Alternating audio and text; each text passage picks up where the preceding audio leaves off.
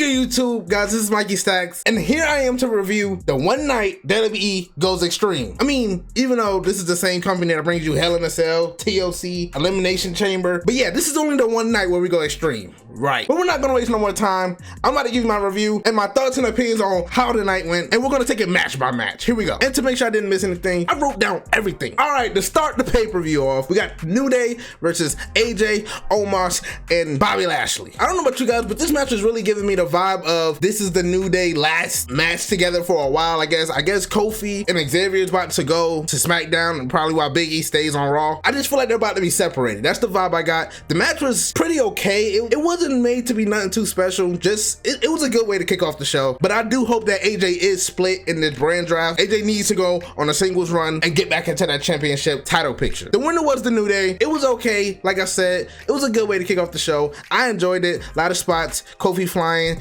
Big E doing a, you know, putting him on the shoulder, whoop-bam. Xavier Woods getting beat up for most of the match. You know, typical New Day stuff. But we are not done with the New Day, where we're gonna come back to that. On to match number 2, the Usos versus the Profits. Guys, you already know what the Usos do. You put the Usos on the card, the Usos are gonna perform. But guys, they are not the story. Even though the Usos won, they are not the story. The story is Montez Ford. I don't know about you guys, but to me, dude is a superstar. Like, he really is a superstar. That's no disrespect to Angelo Dawkins, because I can really see Angelo Dawkins also as a singles competitor, but Montez Ford is a superstar in the making. I know there's gonna be one day where they split him and Angelo Dawkins up. It could be during the brand draft, which I highly doubt this year, but I know they're gonna split him sooner or later. Montez Ford got superstar written all over him. That's what I saw in that match. Usos won. Of course, the bloodline, you know they gotta represent. On to match number 3, and it gets a little bit weird. We got Charlotte versus Alexa Bliss and Lily. Now, as a person who doesn't really like all this fantasy gimmick and all that, the match was quite dull to me. I don't know why. It was full of botches. The crowd was trying to get behind, you know, Lily and Alexa Bliss, but I just feel like it could have been a little bit better. I've seen them have better matches. This is just my opinion. Put it down in the comments if you disagree. But however, I do feel like the match was dull. But I must say, the crowd was getting behind the whole Lily thing much more than I anticipated. And it was even making me get behind it a little. But I just feel like the Raw Women's Division need a spice up. I think they should have a call from NXT, maybe Io Shirai, somebody like that. Just spice things up. Then they got the Women's Tag Team Champions. Who the hell is even in the tag team division in the women's? Besides Natalya and Tamina and Rhea Ripley and Nikki ASH. I think that's her name. I don't know. I lost track. Point is, the Raw Women's Division need a big bump up. Not the whole Women's Division, just the Raws. I think either before this match or after this match, we had a promo with Bobby Lashley where he called out Big E. And guys, this is the Bobby Lashley I've been looking for promo-wise, as far as just don't need MVP, calling him out. He even called him chicken. Like, when you ever heard Bobby Lashley call somebody a chicken?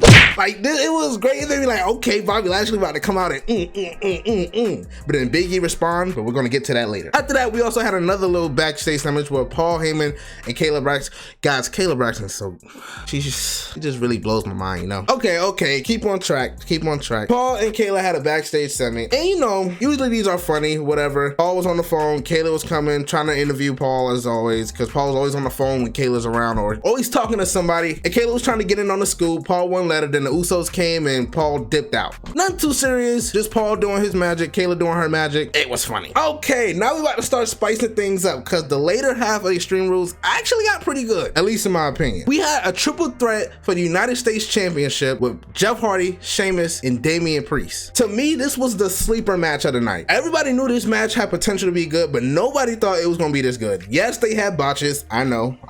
They had their botches, but they covered it up with excitement, 2.5 kickouts, and just everybody all over the damn place. Jeff Hardy done did about 3 swanton bombs, or at least it seemed like. Sheamus done broke kick about 10 times, and Damian Priest just shows why he's the future of this company. They really had me. I thought Jeff Hardy was gonna scoop this thing up, but Damian Priest retained. Sheamus looked strong as a heel. In my opinion, everybody won in this match. Everybody looked great. Everybody looked like a star. And it's about time they use Jeff Hardy right. WWE, keep this momentum with him. Don't you dare shut it down. Okay, after that, we had Big E respond to what Bobby Lashley said, and then Big E started cursing as well. I couldn't exactly remember what Big E said, because you know Big E always talks like he's like a preacher or a pastor or something, but all I know, it was pretty serious. And now we're gonna have a championship match on Raw tomorrow, and guys, I think it's gonna be a lit one. After that, we had Bianca and Becky Lynch. Now these two to me, really tore the house down. This is what the women's division is really about. Bianca Belair just keeps showing why she's gonna be a force to be reckoned with in the WWE. Like, bro, her performances match after match after match after match after match, it's just always on point. And Becky Lynch, for her not being in the ring for what, a year now, she really not only held her own, but she did her thing. You could tell like Bianca kind of carried most of the match. Becky definitely had her spot, she definitely had her counters, and it didn't feel like Becky was ring rust. But that's not even the best part. Bianca got Becky on the shoulders, ready for the KOD, kiss of death, and then guess who shoots out? The boss. Not Vince McMahon,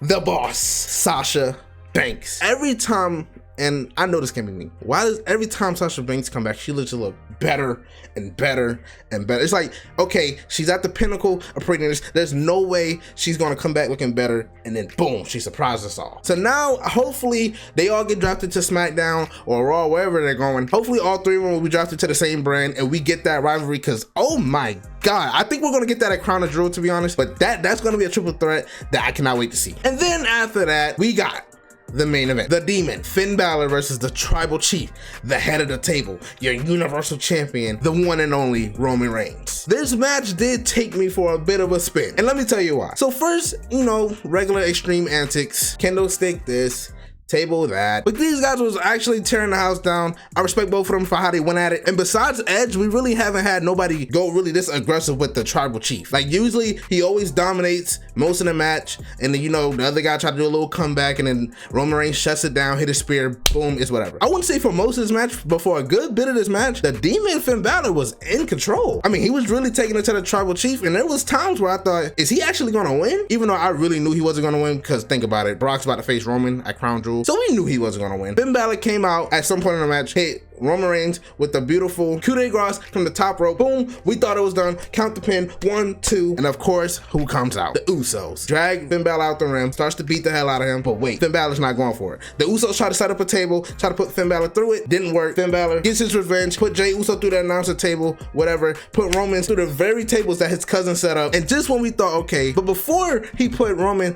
through the table, Roman hits him with a spear through the barricade, and this is where things get weird. This is where things get weird. I want you to follow me. For some reason, and I don't know how to really feel about this. At first, it was kind of cringe. It was kind of awkward. It was kind of cringe, but I dug into it. That heartbeat that the Demon has, I guess, where everything glows red and just like a heartbeat. So Finn Balor was just on the ground, laid out. We thought Finn Balor was done. And then a heartbeat just started boom, boom, boom, boom. And guys, like, you ever seen like a fish out of water?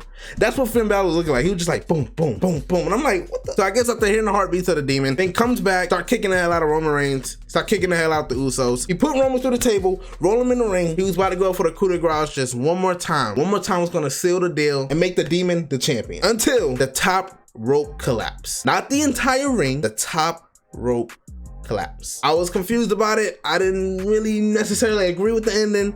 I can see why they did it. They didn't want to make Finn Balor lose fairly, I guess. You got to keep the Tribal Chief on top. I see why they did it. It didn't make sense. I'd rather have like Brock just come out and then just ruin everything than for the top rope to collapse. But I guess it's whatever. I know they're trying to save Brock for Crown Jewel, so I guess this was logical. I don't know, but it was weird. So Finn Balor collapsed off the top rope, injured his knee. He gets up, turns around, Roman, boom, boom, spear. The match is over. The Tribal Chief is still your Universal Champion. And that wraps up Extreme Rules.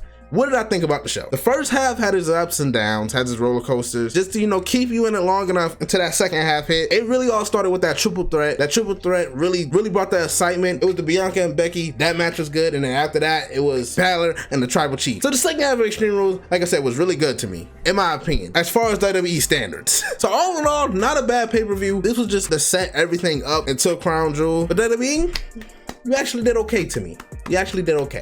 Not too good, not too bad. And that's gonna wrap up my review, guys. Like I said, if you disagree with anything I said, put it down in the comments. If you enjoyed this, leave a like, and if you're new, subscribe to the channel. We always need new members of the Stacks family. Bring your boy Mikey Stacks. I'm gonna catch you on the next one. I'm out.